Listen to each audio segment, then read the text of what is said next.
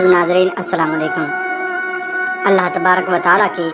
नाज़िल करदा आसमानी किताबों में से एक ऐसी किताब कि जिसके अंदर कोई शक व शुबे की गुंजाइश मौजूद नहीं है, और ये ऐसी किताब है जो कि मुत्तकीन के लिए हिदायत है। मोअज़्ज़ज़ ख़वातीन व हज़रात, आज की इस वीडियो के अंदर हम आपको बताएंगे कि कुरान करीम किस तरह से नाजिल हुआ और फिर हुज़ूर सल्लल्लाहु तआला अलैहि वसल्लम के ज़माने के बाद कुरान करीम को किस तरह से जमा किया गया और लिखा गया, और कुरान करीम एक ही दफ़ा क्यों नाजिल ना हुआ, और हुज़ूर अकरम सल्लल्लाहु तआला अलैहि वसल्लम के ज़माने में कुरान मजीद किस तरह से लिखा जाता था। मौजूद ख़वातीन व हज़रात, और कुरान करीम को हिफ़्ज़ करने की क्या फजीलत है, और हज़रत उस्मान गनी रज़ी अल्लाह तआला अन्हु ने कुरान करीम को एक किताबी शक्ल में क्यों जमा किया था। मौजूद दोस्तों, वीडियो को शुरू करने से पहले हम अपने नए आने वाले मेहमानों से ये दरख्वास्त ज़रूर करेंगे कि आप हमारे चैनल सब्सक्राइब करें और साथ में मौजूद घंटी के बटन को दबा दें, ताकि इस तरह की नई मालूमाती वीडियोज़ आपको बआसानी मिलते रहें। मुअज़्ज़ज़ ख़वातीन व हज़रात, कुरान मजीद में अल्लाह तबारक व तआला ने इरशाद फरमाया, शहरु रमज़ान अल्लज़ी उन्ज़िला फ़ीहिल कुरान, ये रमज़ान शरीफ ही वो महीना है जिसके अंदर कुरान करीम नाजिल हुआ है। फ़तहुल बारी के अंदर ये रिवायत मौजूद है कि हज़ूर नबी करीम अलैहिस्सलातु वस्सलाम ने फरमाया, तौरात का नज़ूल 6 रमज़ान शरीफ को हुआ था, और इंजील का 13 रमज़ान को, और ज़बूर का 18 रमज़ान को, और कुरान मजीद 24 रमज़ान को नाजिल हुआ। ये भी तर्जुमा हो सकता है कि 24 गुजर कर 25वीं की शब को कुरान मजीद नाजिल हुआ। मौजूद ख़वातीन व हज़रात, ये पहला नज़ूल कुरान का यकबारगी हुआ था, और शबे कदर के अंदर अल्लाह तबारक व तआला ने कुरान मजीद को यकबारगी यानी पूरा का पूरा कुरान लोहे महफूज से आसमानी दुनिया की तरफ उतार दिया गया था। चुनाचे फिर वहाँ से थोड़ा थोड़ा 23 साल की मुद्दत में हुज़ूर अकरम सल्लल्लाहु तआला अलैहि वसल्लम पर नाजिल हुआ।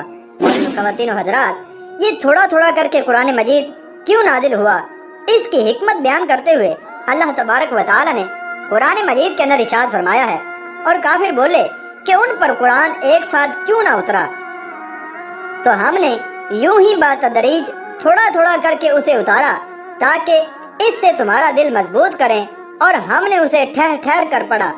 और कोई कहावत तुम्हारे पास वो काफिर ना लाए मगर हम हक और इससे बेहतर बयान ले आए, और इस वजह से भी थोड़ा थोड़ा करके उतारा ताकि जब कोई हुक्म नाजिल हो तो उस पर अमल करना आसान हो। चुनाचे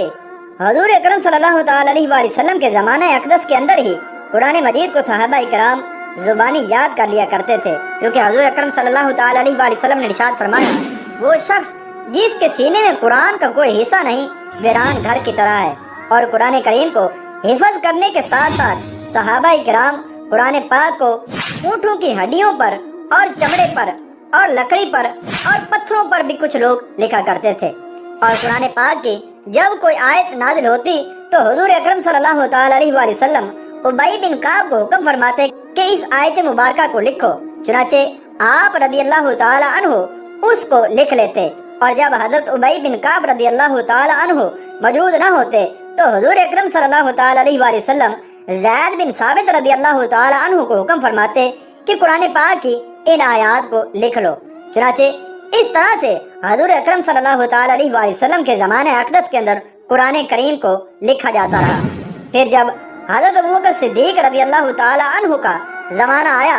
और सहाबा किराम अलैहिम रिज़वान की मुसैलमा कज़्ज़ाब के साथ जंग हुई, जिनमें हुफ़ाज़ किराम की अक्सर तादाद मौजूद थी, और उनमें से 700 हुफ़ाज़ सहाबा किराम शहीद हो गए। चुनांचे जब हज़रत उमर रज़ी अल्लाह तआला अन्हु ने ये देखा तो आप हज़रत अबू बकर सिद्दीक़ रज़ी अल्लाह तआला अन्हु की बारगाह के अंदर हाजिर हुए और अर्ज की, अगर इसी तरह से सहाबा किराम जो कि कुरान मजीद के हाफिज हैं शहीद होते रहे तो मुझे ये खतरा महसूस हो रहा है कि कहीं कुरान करीम लोगों की नज़रों से छुप ना जाए और कुरान मजीद नापैद ना हो जाए। चुनांचे मेरी आपसे गुजारिश है कि आप कुरान करीम को एक जगह पर जमा फरमा दें। हज़रत अबू बकर सिद्दीक़ रज़ी अल्लाह तआला अन्हु ने जब हज़रत उमर फ़ारूक आज़म रज़ी अल्लाह तआला अन्हु की इस बात को सुना तो आपने फरमाया कि मैं वो काम कैसे कर सकता हूँ जिसको रसूलुल्लाह सल्लल्लाहु तआला अलैहि वसल्लम ने नहीं किया। तो हज़रत उमर फ़ारूक आज़म रज़ी अल्लाह तआला अन्हु ने अर्ज की واللہ اللہ کی قسم یہ کام نیکی اور بھلائی ہے۔ آپ فرماتے ہیں میں بار بار حضرت ابوبکر صدیق رضی اللہ تعالی عنہ سے اس بات کا اصرار کرتا رہا، یہاں تک کہ حضرت ابوبکر صدیق رضی اللہ تعالیٰ عنہ فرماتے ہیں کہ اللہ تبارک و تعالیٰ نے اس کام کے لیے میرے سینے کو کھول دیا اور مجھ پر یہ ظاہر فرما دیا کہ یہ کام بھلائی اور نیکی ہے۔ چنانچہ پھر آپ رضی اللہ تعالیٰ عنہ نے حضرت زیاد رضی اللہ تعالیٰ عنہ سے ارشاد فرمایا کہ تم مسجد کے اندر چلے جاؤ اور مسجد کے دروازے پر بیٹھ جاؤ، اور جو شخص آئے اس سے گواہی بھی لو اور زبانی بھی سنو، اور اس سے قرآن مجید کی آیات کو لے کر جمع کرو۔ تو حضرت زیاد فرماتے ہیں خدا کی قسم اگر مجھے پہاڑ کو ایک جگہ سے دوسری جگہ لے جانے کا حکم دیا جاتا تو یہ مجھ پر قرآن کریم کو جمع کرنے سے زیادہ آسان تھا۔ تو آپ فرماتے ہیں پھر میں نے تلاش، تتبع اور چھان بین کر کے درخت خرما کی شاخوں اور تختیوں سے اور آدمیوں کے سینے سے قرآن کریم کو جمع کرنے لگا۔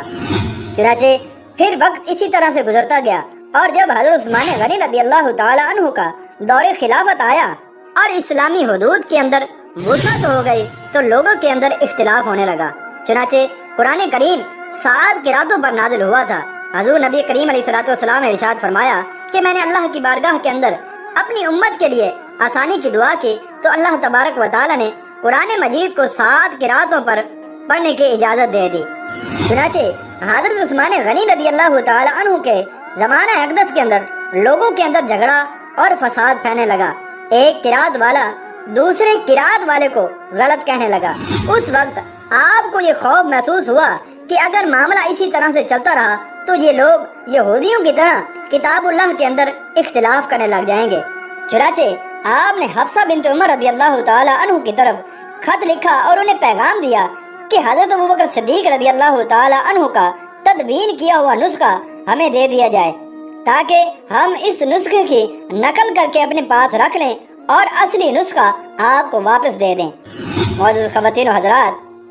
تدوین اول کی کیفیت بس یہ تھی کہ پورا قرآن کریم لکھا گیا تھا، تمام صورتوں اور تمام صورتوں کی جملہ آیات کے درمیان ترتیب نہ تھی، جبکہ تدوین ثانی میں ہر سورہ کی تمام آیات ترتیب سے لکھی گئیں اور الگ الگ صورتوں پر مشتمل صحیفے تیار کیے گئے،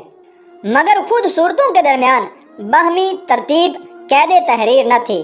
چنانچہ عہد عثمانی میں قرآن کریم کے متعدد نسخے تیار کرانے کے ساتھ ساتھ یہ بھی ملحوظ رکھا گیا کہ قرآن کی ایک تیسری تدوین ہو جائے جس میں صورتوں کی باہمی ترتیب بھی ہو، اور جو قرآن الگ الگ صورتوں پر مشتمل ہے اسے ایک مصحف کی شکل دے کر پورے قرآن پاک کو ایک جگہ پر جمع کر دیا جائے۔ چنانچہ امام داؤد رحمۃ اللہ تعالی بیان کرتے ہیں کہ میں نے حاتم سجستانی سے سنا کہ 7 مصاحف لکھے گئے تھے، جن میں سے مکہ، شام، یمن، بحرین، بصرہ اور کوفہ ایک ایک مصحف شریف کو بھیج دیا گیا تھا اور ایک مدینے کے اندر ہی رہا، اور لوگوں کو یہ حکم دے دیا گیا تھا کہ یہ مصحف شریف جو آپ کے پاس بھیجا گیا ہے یہ قریش کی قرات پر ہے، کیونکہ قرآن کریم قریش کی زبان میں اترا ہے، لہذا باقی زبانوں کو چھوڑ کر صرف اسی قرآن کریم کو لوگوں کے اندر پھیلایا جائے اور اس کی تعلیم دی جائے۔ چنانچہ قرآن کریم کو حفظ کرنے کی فضیلت بیان کرتے ہوئے جابر بن عبداللہ رضی اللہ تعالیٰ عنہ سے روایت ہے کہ رسول اللہ صلی اللہ تعالیٰ علیہ وآلہ وسلم نے فرمایا جب حافظ قرآن مرتا ہے خدا تعالیٰ زمین کو حکم فرماتا ہے کہ اس کا گوشت نہ کھانا۔ وہ عرض کرتی ہے پروردگار بھلا میں اس کا گوشت کیوں کر کھاؤں گی جبکہ اس کے سینے میں تیرا مقدس کلام محفوظ ہے۔